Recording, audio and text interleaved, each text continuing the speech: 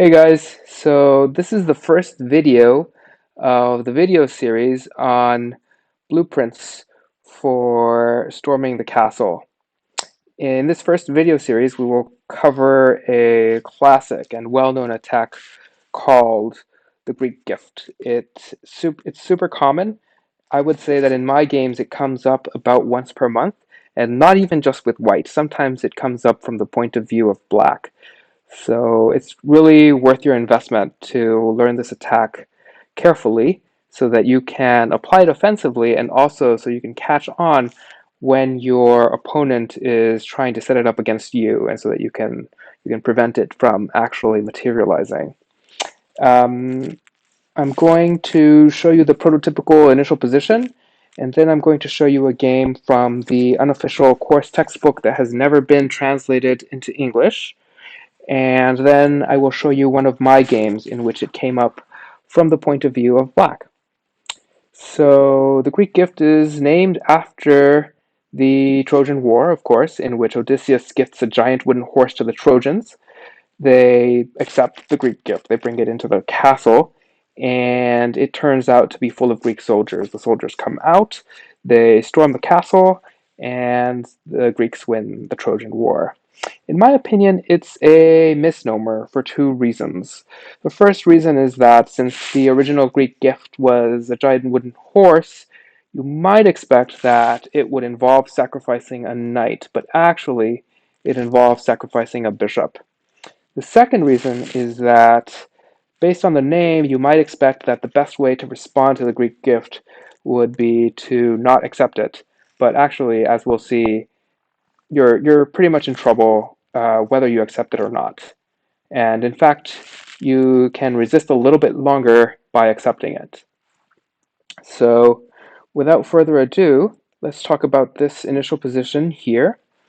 And in this initial position, what we can observe is that the black king has no significant defenses except for these three pawns here, and white has a lot of a lot of pieces that can quickly come into the attack. So there's this light squared bishop that can hit that pawn. There's this dark squared bishop that can move into the general vicinity of the black castle. There's the queen that can come to the attack along this diagonal, and of course the knight itself that can get out of the way to allow the queen to come in. And in the meantime, if you look at the black pieces, basically all you have is the rook that's sort of passively protecting this pawn.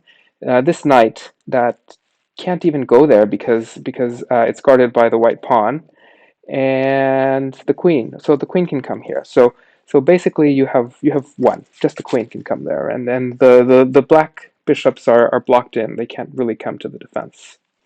So the first move in this line is bishop takes h8. Then the king accepts the gift, and then we come in with knight g5 check. So this move that's being highlighted here, this is actually the best move for black. I'll actually show a line that uses this best move in the next game that comes from the unofficial course textbook that has never been translated into English. But from here, the king comes back to g8. The black king goes back to g8. Then we have queen h5. Notice that this is threatening checkmate on h7. So then black moves away to allow an escape square for the king, and then white comes in with check. The king has to move, and then white does check again. King moves, then it's check. The king now conveniently has his escape square.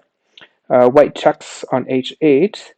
Um, the king has exactly one leapable move, and then it's checkmate. So basically, we notice that the reason it's checkmate here is because of this e5 pawn that is blocking off, well, really just this square, this square here that the king could otherwise escape to.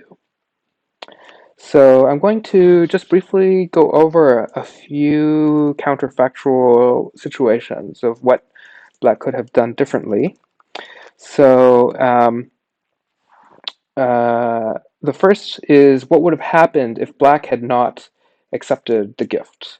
If Black had gone here, we can actually turn on the engine and see that we can just basically continue with the attack as before. And Stockfish is giving the best move as turning in the black queen for the knight, basically, because as you can see, the knight is protected here.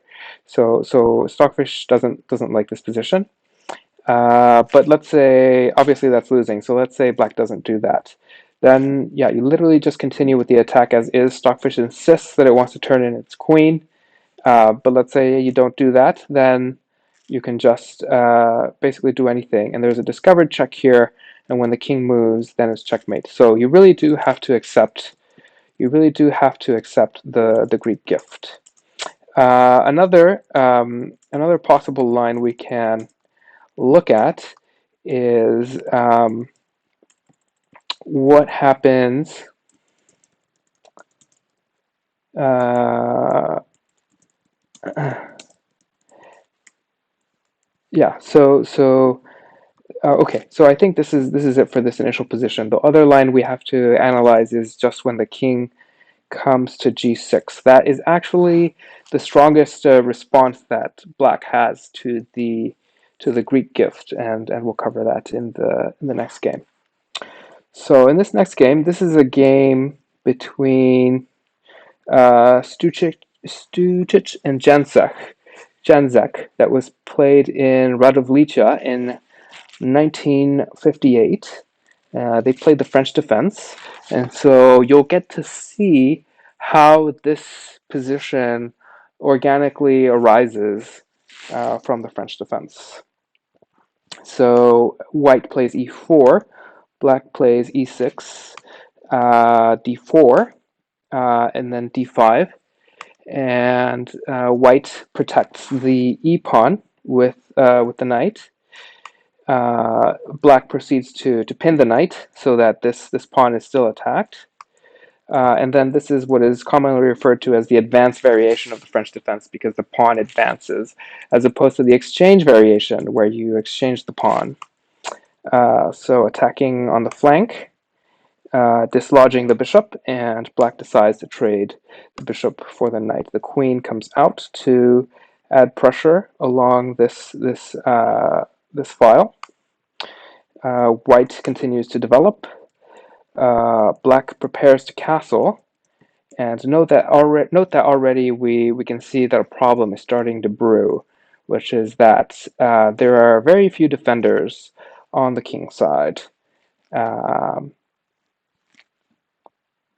So white now sets up the structure that defines the Greek gift, which is this, well, mainly this bishop, but also this bishop providing support in the case that the queen were controlling this square. But mainly this bishop, this knight that's going to come here, and the queen that's going to come here. So black develops the knight, white castles, and black castles. And a funny thing that happens if we enable the engine is you can see that in this position, Stockfish thinks that white is slightly better, but not a lot better. But then when black castles, suddenly white is a lot better. So in this position, castling into a flimsy castle with just a row of pawns without any pieces able to really defend against the onslaught that's coming is a huge mistake. So of course we start with the first sacrifice of the bishop here. As we talked about last time, Black really has to accept it. You do have to accept the Greek gift. And then, so for all this talk of beware of Greek sparing gifts, in the end, you have to accept the gifts. And then knight comes to g5 with check. And as I mentioned last time, the move that offers the most resistance is king to g6. So the castle is on fire. You need to bring your king out of it. And now we see that actually this bishop does provide support, even if the queen was not attacking it. So really, this bishop is a key feature of the Greek gift. And so next, white brings the queen to d3 to check. Black blocks it, and white starts to maneuver around to. This is threatening checkmate right here because the king can't retreat there and he can't retreat here. So as you can see, this pawn is also a key feature of the attack because right now it's covering that square, and in the previous position that we saw, after the attack was all said and done, it was actually preventing the king from escaping to this square over here. So this pawn is also a key feature, a key ingredient of the attack. And uh,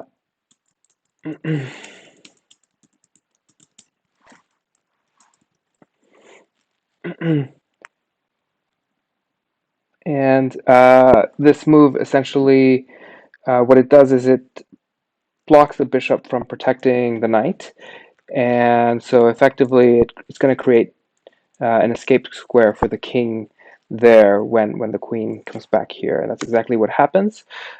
Queen h7 with check. King takes the knight on g5. h4 check. King g4. F3 check. The king comes down to g3, and then the bishop comes up to d2. And in this position, black resigned, because the next thing that's going to happen, which is completely unavoidable, is that the bishop is going to come here, and it's going to be checkmate.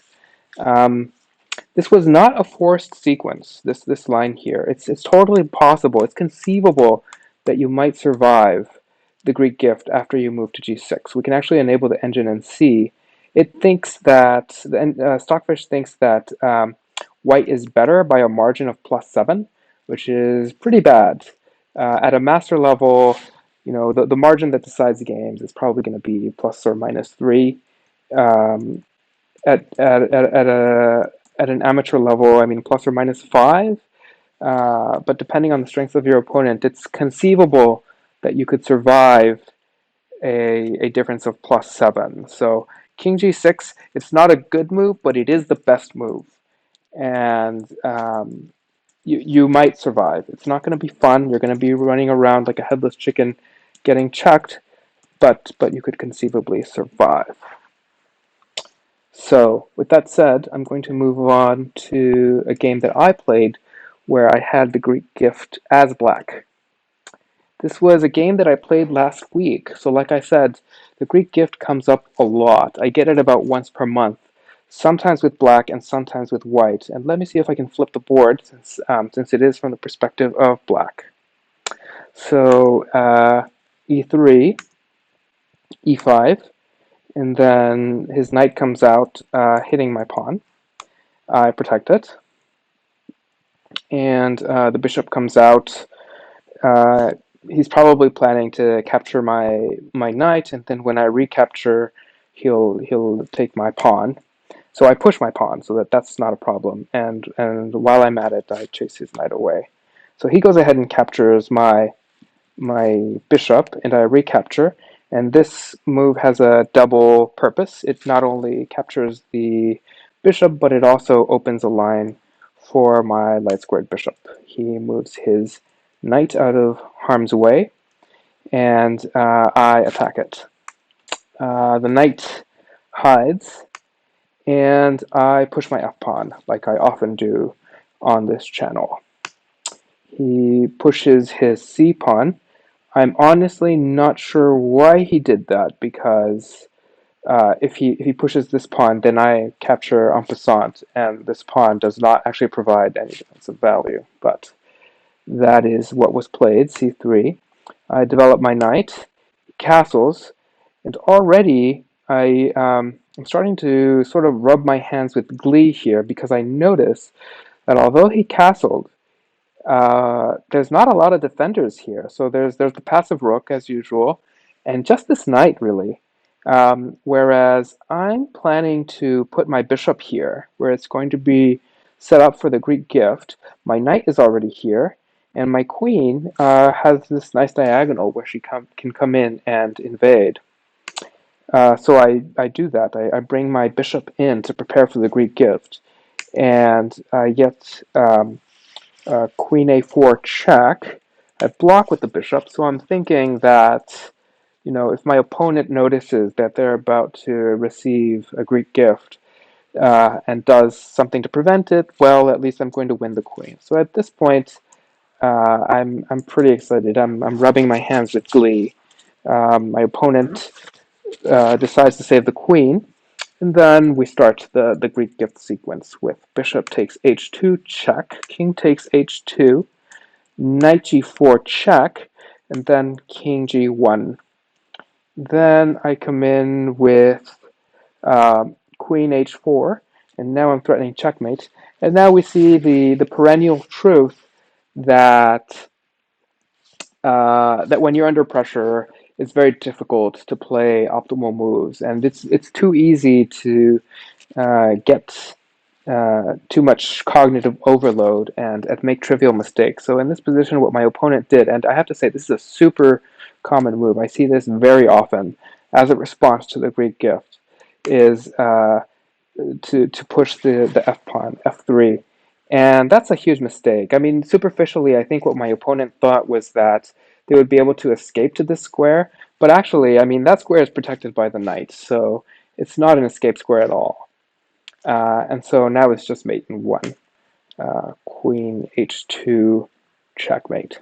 So that's the Greek gift.